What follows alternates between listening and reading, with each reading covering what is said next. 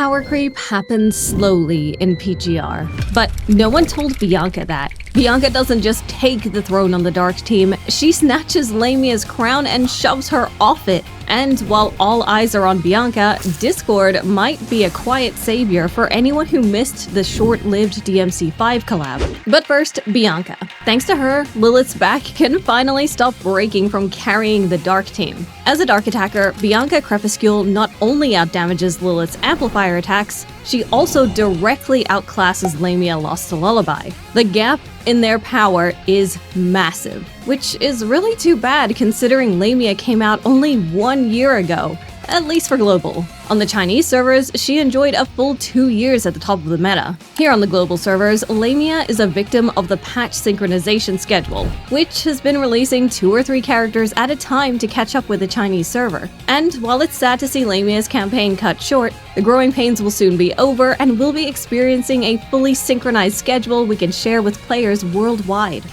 Wait, you mean this is secretly a triple patch and we're going to be fully caught up on October 10th? We'll just worry about Veronica later. So with Lamia out, the best Dark team in PGR is now Bianca Crepuscule, Lilith Demonissa, and Karenina Sheer.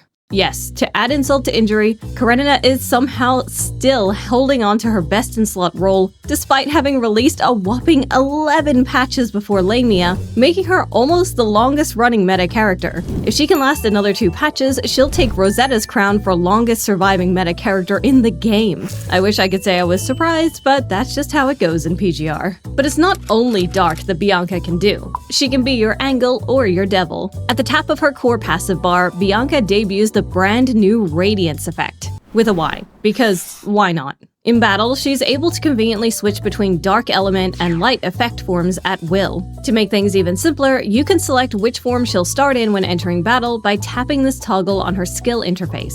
However, much like Darkflow, Radiance has no dedicated gameplay content yet, so you probably want to have her start in Dark mode, at least for now.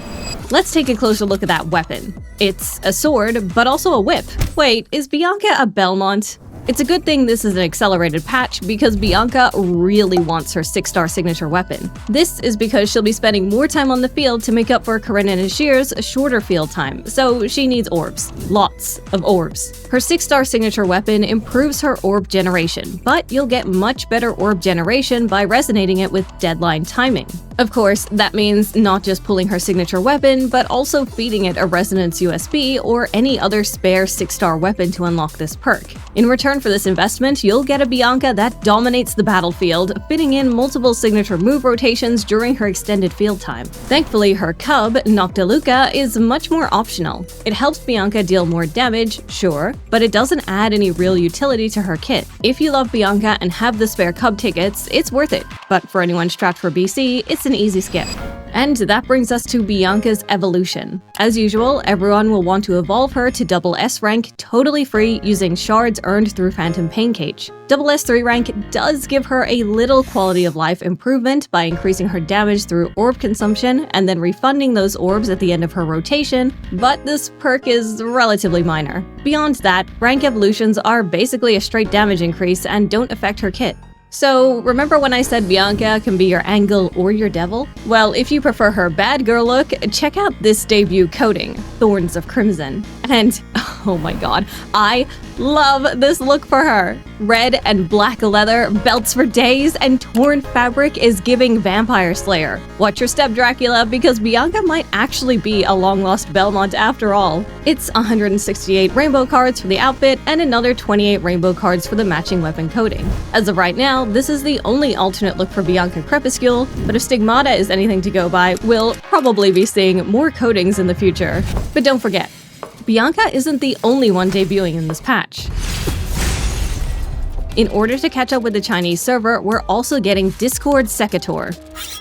Thankfully, she's an A rank, which means you can get her totally free, but only during this patch. Discord is an NPC turned playable character, not to be confused with the app, which makes it very difficult to search PGR Discord now. Either way, she's an A-rank physical attacker and the first A-rank physical attacker since launch. Yes, the constructs we had for this role were in the base game. Of course, as an A rank, Discord can't hold a candle to the S rank Selena Pianissimo, but fortunately she serves a different niche. See, alongside with dealing physical damage, Discord also has the Ultima Slash effect. Ultima Slash is relevant in both high-ranking Warzone and Ultimate Phantom Pain Cage, so competitive players will want a dedicated Ultima Slash team. Problem is, Ultima Slash characters are kind of a pain to get. The current meta requires Virgil, a Devil May Cry collab character who cannot be obtained after September 18th, 2025 with no rerun in sight. The second best pick is Bianca Stigmata, an outdated character who only gets Ultima Slash after unlocking her leap skills. You can unlock her leap skills for free, but it requires a lot of time. Enter Discord, here to solve both of these problems. If you missed Virgil and lack Stigmata, Discord can fill in on your Ultima Slash team in a pinch. Pair her with Hanying Solistune and Alyssa Echo, or, better yet, Veronica in the next patch, for a discounted Ultima Slash team. That is, if you can't brute force the stages by throwing your strongest physical team at it. At SSS+ rank with her 6-star weapon and 2 resonances, Discord can even beat Stigmata's Ultima Slash damage in the hands of a skilled player, but that is a lot of investment for an A-rank character and we wouldn't recommend it for low spenders. The way I see it, Discord is an excellent pick for new players. She's one of the strongest A-ranks and will happily fill in your starter teams. Also, she's extremely cool. On top of that, she's affordable. Perhaps for the last time, the global server is blessed with serum consumption missions that will give you free Discord shards just for playing the game normally and using up your daily serum, aka stamina. Snatch these up for a quick and easy SSS+ Discord without spending a single pull. Either way, you should definitely be prioritizing Bianca when it comes to getting these 2 new characters. But should you pull Bianca Crepuscule? Well, yes, you should pull her if you want the strongest dark attacker. Unfortunate for Lamia, but them's the breaks. You want the latest effect type, Radiance. Sure, there's no recurring content for Radiance yet, but when there is, you'll be ready for it. And of course, you should pull Bianca if you love Bianca. And with that wedding dress inspired outfit, Bianca might just love you too. However, there are reasons not to pull Bianca Crepuscule, such as you may prefer to wait for her to appear on the beginner banner and pull her with free blue tickets. You'll have to wait a few patches, and you can only target her if you haven't used up your free blue target, but it will pay off for those who are both patient and frugal. You may also skip if you're saving for the S-rank Veronica, who releases later this patch. And let's not forget about Selena Pianissimo's beautiful bride coding, which debuts alongside Bianca's banner. It can be purchased with money or black cards, but it's a lot of BC, more than guaranteeing an S rank. But for real Selena fans, it might just be worth it.